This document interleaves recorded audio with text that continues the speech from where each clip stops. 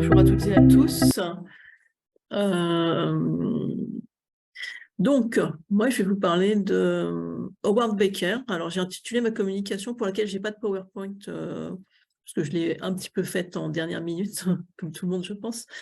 Donc, j'ai intitulé ma communication Howard Baker, sociologue vivant. Donc, je vous expliquerai pourquoi. D'abord, Howard Baker est toujours vivant, mais voilà, je pense qu'il est vivant à bien des titres, et vivant et remuant, et voilà, je trouve ça intéressant. Donc, c'est une communication qui aura peut-être des aspects un petit peu plus personnels que les deux premières communications qu'on a eues. Voilà, d'abord, je vais commencer par vous expliquer que si j'ai préparé en dernière minute, c'est que j'ai mis beaucoup de temps à choisir une figure inspirante. Et pourquoi? Parce que j'ai un petit peu de difficulté avec la notion de figure inspirante et surtout à trouver des figures qui, moi, personnellement, m'inspirent. Mais c'est peut-être parce elles sont quelque part, mais elles sont bien cachées. J'ai un peu de mal à me reconnaître dans les grands anciens, dans les écoles. Je me pose souvent des questions sur ma propre inscription dans le champ académique.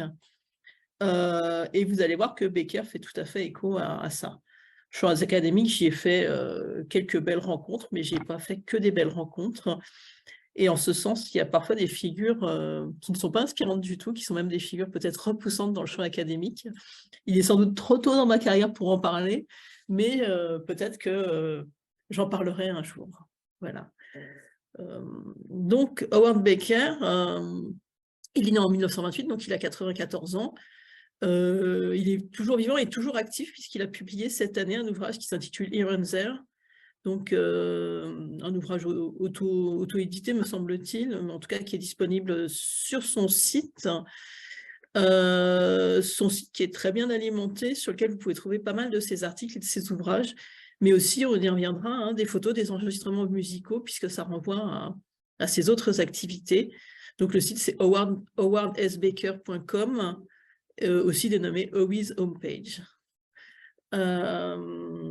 Donc, je me suis appuyée sur ce site et sur deux ouvrages d'introduction à la sociologie de Howard Baker. Donc, ces ouvrages, notamment celui de Philippe Masson, publié en 2021, l'inclut parmi des sociologues marquants et mondialement connus de la sociologie contemporaine. Mais voilà, Philippe Masson remarque que, contrairement à la plupart de ses homologues dans ce groupe très élitiste des sociologues mondialement connus, la plupart de ses collègues sont connus pour avoir élaboré des systèmes théoriques, les avoir conçus, les avoir portés. Or, Baker lui-même dit que son approche théorique est éclatée et évolutive et qu'il n'a jamais cherché en fait à ce qu'il en soit autrement. Il est plus connu en fait pour des approches pratiques, héritées de l'école de Chicago, même si, on va le redire plus tard, il n'est pas forcément très partisan de cette appellation école de Chicago. Et donc, il a retracé ses approches pratiques dans plusieurs de ses ouvrages, notamment Les ficelles du métier. Il se centre sur l'analyse de cas, auquel il a consacré un autre ouvrage qui s'appelle La bonne focale en français. Et c'est un auteur qui a une écriture simple et accessible. C'est un sujet auquel il a consacré aussi un ouvrage, Écrire les sciences sociales. Donc, ce sont des ouvrages qui témoignent d'un souci de rendre accessible la sociologie et de former les futurs et actuels sociologues, mais sans jamais vouloir fonder une école théorique, et je pense sans vouloir une sociologie standardisée dont il serait le porte-parole. Alors, il a suscité l'intérêt pour d'autres motifs, notamment les thématiques qu'il aborde. Alors, il n'est pas forcément connu comme un sociologue de l'éducation, mais pour revenir à ce que disait Mohamed, je pense que c'est un sociologue pour l'éducation et en éducation. Donc, il s'est intéressé à l'art, à travers l'ouvrage Les mondes de l'art.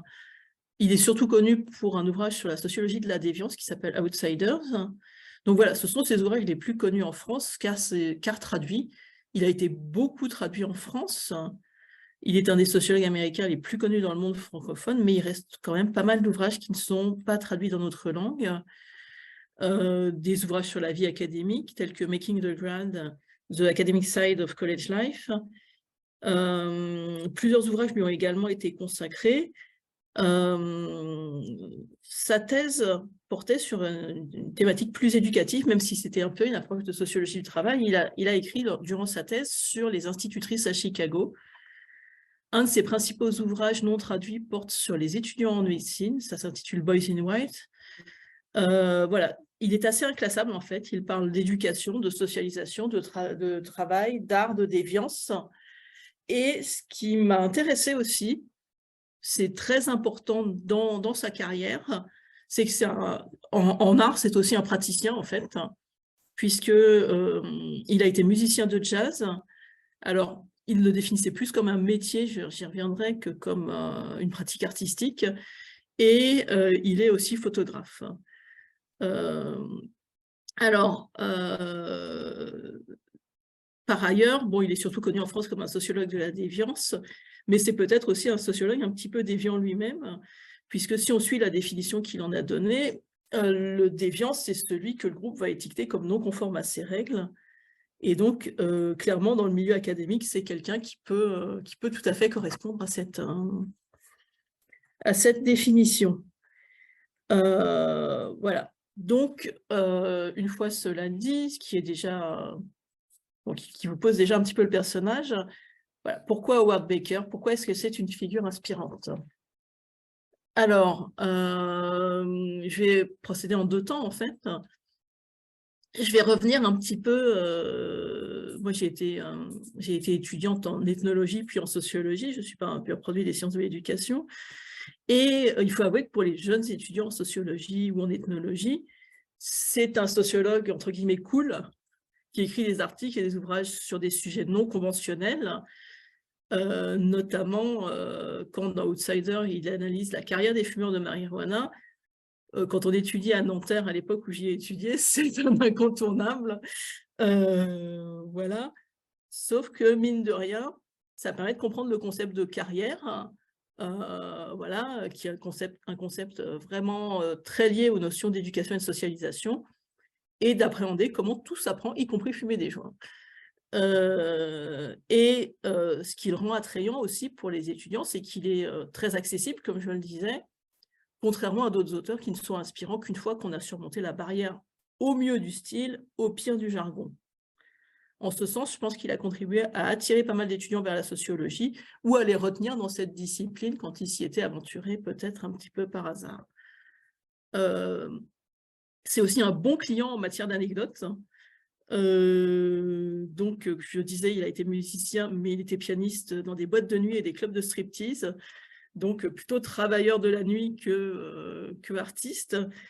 Il y a une anecdote qu'il aime raconter, selon laquelle il aurait été recruté un petit peu par hasard comme chargé de cours à l'université de Chicago pour remplacer un professeur de sociologie qui était malencontreusement passé sous un métro, comme quoi la sociologie n'est pas toujours sans danger. Donc, voilà, il a longtemps mené sa carrière de musicien en parallèle à sa carrière académique, d'autant plus que, comme c'était souvent le cas aux États-Unis à l'époque, c'est aussi le cas en France maintenant, il n'a obtenu que très tardivement un poste de titulaire.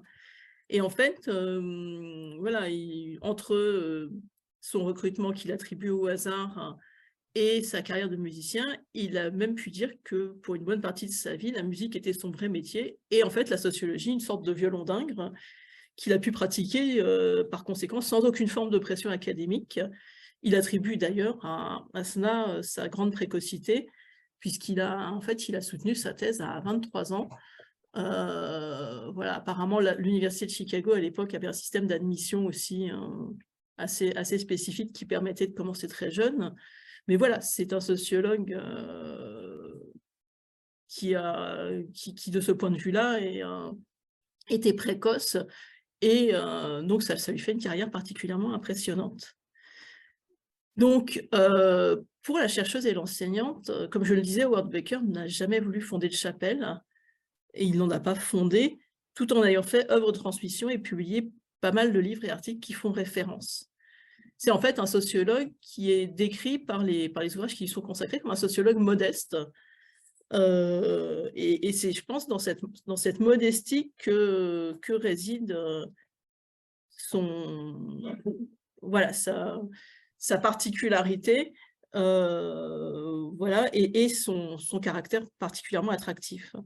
Donc il est difficile, comme on l'a rappelé plus haut, de le classer dans une catégorie définie de la sociologie. Il est peut-être plus proche finalement de la sociologie du travail. En tout cas, les sociologues de l'art, quand il s'est intéressé à l'art, l'ont qualifié de sociologue du travail. Il n'appartient à aucune école et il est parfois classé dans l'école de Chicago, donc une école assez fameuse en sociologie, mais il réfute en fait l'existence même de cette école. Il dit il n'y a pas d'école de Chicago, et donc voilà, il tient vraiment à être inclassable. Comment il définit la sociologie? Alors, c'est une définition qui est simple, qui peut sembler simpliste, mais qui est plus profonde qu'elle n'y paraît et qui ne manque pas de richesse. La sociologie, c'est étudier comment les gens font des choses ensemble. Donc, pas de grands termes théoriques, quelque chose qui semble vraiment assez terre-à-terre, mais qui renvoie à plusieurs aspects de sa sociologie. D'abord, une sociologie qui est relationnelle. Donc, il a élaboré notamment le concept de monde social, qui est un concept éminemment relationnel, qu'il a mis en pratique dans l'ouvrage Les mondes de l'art. Il insiste beaucoup sur les processus, c'est essentiel dans le concept de carrière, hein, comment on devient ceci ou cela par des processus. C'est quelqu'un qui avait une approche en fait très empirique, qui emploie des concepts, hein, le monde social ou carrière, ce sont des concepts, mais qui les fait vivre et qui les analyse à travers des études de cas notamment, y compris des cas marginaux, et y compris, il ne dédaigne pas emprunter au monde de l'imaginaire, c'est-à-dire emprunter des cas à des romans, des pièces de théâtre, voilà, parce qu'il estime que les sociologues ne sont pas les seuls à pouvoir avoir un discours sur le monde social, et que finalement, à travers ces œuvres de l'imaginaire, il y a des choses qui sont démontrées également. Alors, il y a plein de choses qui ne sont pas pour me déplaire dans son profil. Voilà, qu'il fasse référence au hasard de la carrière, même si ça peut surprendre certains d'entre vous, vu le nombre de responsabilités que j'ai pu exercer et que j'exerce encore. Le fait qu'il ait un rapport défiant au pouvoir dans le monde universitaire et ailleurs me le rend quand même plutôt sympathique. Il a montré aussi qu'on peut faire des sciences sociales sans se mettre nécessairement à distance de son sujet, et qu'être impliqué est même particulièrement productif, quitte parfois à assumer un parti pris. C'est aussi quelqu'un qui s'intéresse à l'enseignement de sa discipline, donc voilà ce que je trouve intéressant aussi. Alors avec un point de vue particulier, il est très sceptique notamment envers les enseignements et les ouvrages dédiés à la méthodologie, et plus largement en fait envers tout enseignement structuré de la sociologie. Pour lui, chacun peut faire un petit peu cours sur ce qu'il veut. Alors effectivement, quand on a géré un département, on se dit que c'est pas forcément très compatible avec le fonctionnement du monde universitaire, mais voilà, lui, il tient à ça. Alors, il a écrit plusieurs ouvrages qui peuvent être considérés malgré tout comme méthodologiques, donc Les ficelles du métier, La bonne focale, Écrire les sciences sociales, que j'ai déjà cité. Mais en fait, ils sont assez déroutants et atypiques. Ils ne proposent pas du tout un cheminement structuré vers un produit final qui correspondrait aux standards académiques.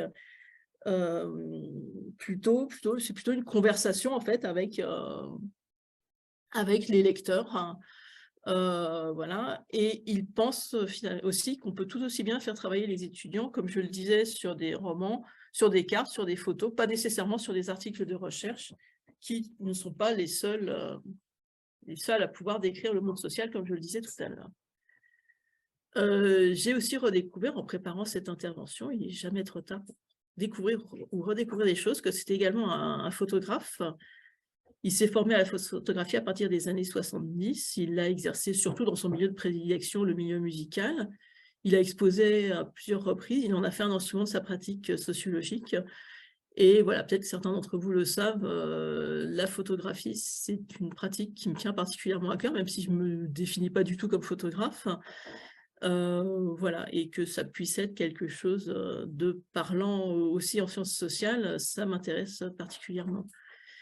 Alors, pour conclure, voilà, il dit être devenu sociologue par hasard, avoir du mal à assumer le rôle d'intellectuel ou de maître à penser, donc certainement pas de figure inspirante, je ne suis pas sûre qu'il se reconnaîtrait là-dedans. Pour lui, la musique, la pratique de la musique lui permet d'avoir une certaine distance, un regard sceptique, mais il ajoute dans un entretien de 1997, cité dans un ouvrage que lui a consacré PNF en 2014, Mais il faut faire une distinction importante. Cela ne veut pas dire que je n'étais pas sérieux en tant que sociologue, mais que je ne prenais pas vraiment au sérieux toute la structure institutionnelle qui est associée. Mon travail, mes recherches sont importantes pour moi, mais le fait d'être professeur, le rôle social qu'il faut pour, je ne suis pas toujours sûre. Tout ça, la sociologie, la profession universitaire, le prestige, la position ne me paraissent pas si sérieux. Si cela venait à disparaître, ça ne serait pas la fin du monde. S'il n'y avait pas de musique, voilà ce qui serait une tragédie. Donc, je pense qu'on peut conclure sur ces mots.